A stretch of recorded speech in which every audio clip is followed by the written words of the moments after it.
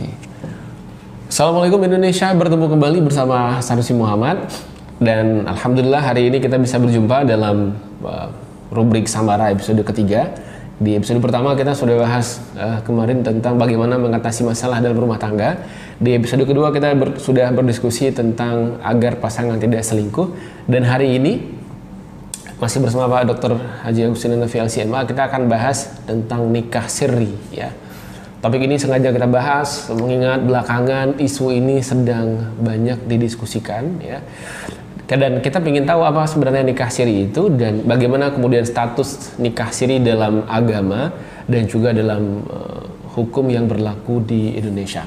Di samping saya sudah hadir Ketua Prodi Magister Hukum Keluarga Pasca Sarjana UIN Daraniri, Bapak Dr. Haji Agustin Hanafi. Assalamualaikum Pak Agustin. Waalaikumsalam warahmatullahi wabarakatuh. Pak Agustin, terima kasih kembali nih Pak. Ya, sama-sama Pak Sanusi. Sudah bersedia kembali kita ajak ngobrol-ngobrol. Dan Pak Agustin, ini untuk mengawali obrolan kita pada sore berbahagia ini. Ini by the way kita masih di ruang kerja Pak Agustin Hanafi, di ruang kerja Kaprodi Magister Hukum Keluarga Pasca Sarjana UIN. Pak Agustin, untuk mengawali diskusi kita pada sore berbahagia ini, kita mungkin ingin mulai dulu dengan pengertian apa sebenarnya orang agar mudah memahami nikah siri itu apa sih Pak? Agar penonton bisa lebih paham dan tahu nikah siri itu apa sebenarnya begitu. Nikah siri itu nikah yang tidak dicatatkan di lembar negara secara resmi atau nikah diam-diam, dan ini sungguh merugikan perempuan dan anak. Memang dalam sebuah hadis tidak ada anjuran untuk pencatatan pernikahan, tetapi di situ kita disuruh mengumumkan pernikahan itu. A'linu an-nikah, umumkanlah pernikahan itu secara luas supaya orang tahu bahwa kamu nikah itu secara sah, tidak ada fitnah. Kemudian ketika nanti berduaan, ketika orang ini rupanya pasangan suami istri yang sah, sehingga jauh dari fitnah, itu tujuannya. Meskipun tidak ada anjuran untuk mencatatkannya, tetapi isyarat dalam Al-Quran itu ada. Misalnya ya ayyuhalladzina amanu idza tadayantum bidainin ila ajalin musamma, yang artinya wahai orang beriman, jika kamu terkait hutang-hutang maka kamu harus mencatatkannya. Nah, ini masalah perdata. Begitu juga dengan pernikahan ini, yaitu merupakan sesuatu yang syarat dengan nilai sejarah. Kemudian itu dia harus menjadi bukti dalam sebuah dokumentasi. Dan setiap urusan ya itulah yang diperlukan. Kalau misalnya ada yang mengaku saya ahli waris si Polar, mana akta nikahnya sebagai istri, sebagai suami? Inilah pentingnya. Begitu juga dengan anak misalnya, akan memperoleh akta kelahirannya ya akibat pernikahan yang sah yang dicatatkan tadi. Itu pernikahan siri itu, dan ini sungguh merugikan perempuan dan anak kalau dilakukan secara siri, yaitu diam-diam, tidak dicatatkan melalui lembar negara secara resmi, yaitu dalam hal ini KUA, Kantor Urusan Agama. Oke, baik. Kemudian Pak Agustin, bagaimana status hukum para orang yang melakukan pernikahan secara siri, baik itu dalam Islam atau dalam agama? Apakah dalam Islam sah, dalam negara diakui atau tidak begitu Pak? Dalam Islam memang tidak ada kewajiban untuk mencatatkan. Istilahnya bukan masuk dalam rukun dan syarat. Tetapi negara berhak mengatur masyarakatnya agar tertib administrasi.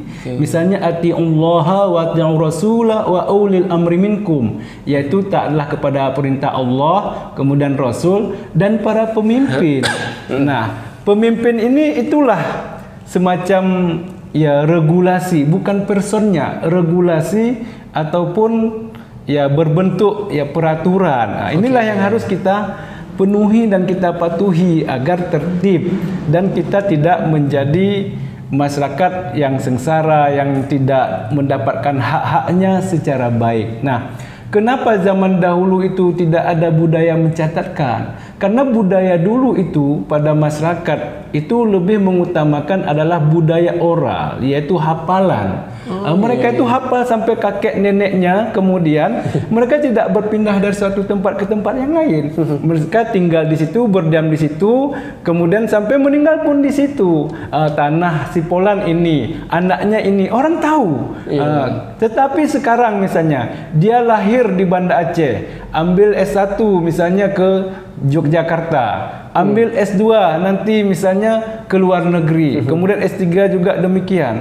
Dari mana bisa ini kita ketahui dia masih jejaka, kemudian masih perawan dan lain sebagainya? Bagaimana asal usul keluarga supaya tidak terjadi penipuan yang menyengsarakan nanti? Ya inilah melalui pencatatan pernikahan itulah pentingnya. Nah, berdasarkan demikian dari segi maslahat, pencatatan ini adalah sesuatu yang urgen, yaitu bentuk dokumen yang memang sangat-sangat diperlukan terlebih di era milenial seperti saat ini. Artinya Pak, kalau ada orang menikah siri, dalam kacamata hukum Indonesia ini tidak ada kui begitu Pak? Nikah siri itu ada dua. Nikah model yang pertama itu, misalnya seperti kakek nenek kita di zaman dahulu itu, mereka ya tidak mencatatkannya, tetapi semua orang tahu, saksinya ada, dan tidak akan lari dari tanggung jawab karena dia hanya berdomisili di sebuah tempat itu, tidak kemana-mana. Sedangkan sekarang itu kan urban, orang berhijrah ke sana kemari.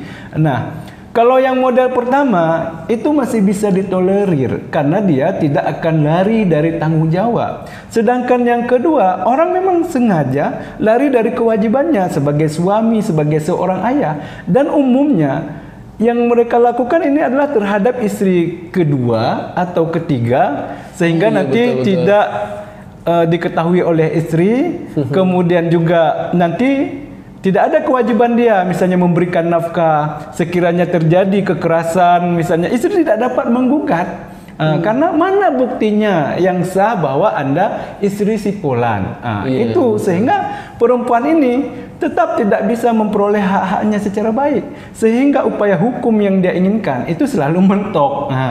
Nah, sekali lagi yang sangat dirugikan adalah perempuan dan anak. Nah, yang model kedua inilah sangat dikecam dan sangat dicela oleh Islam. Makanya bagi siapapun yang mau menikah, maka catatkanlah secara resmi di KUA ini tadi. Makanya dalam peraturan kita, ya poligami itu harus mendapat izin dari mahkamah syariah atau pengadilan setelah ada juga persetujuan dari istri. Nah, mengenai persetujuan juga di sini ya mahkamah akan mempelajari atas dasar apa dia setuju, karena kan persetujuan itu tertulis. Jangan-jangan dikelabui oleh suami, ini dek teken. Jadi istri nggak sempat baca, asal teken aja. Begitu di sana, ini istrinya kok setuju. Nah, makanya dikonfirmasi, diklarifikasi dan dipanggil oleh pengadilan, kemudian juga dilihat kemampuannya itu dari segi mana, kemudian bagaimana dengan gajinya, apakah nanti tidak terlantar. Nah, semua keputusan ada di tangan pengadilan.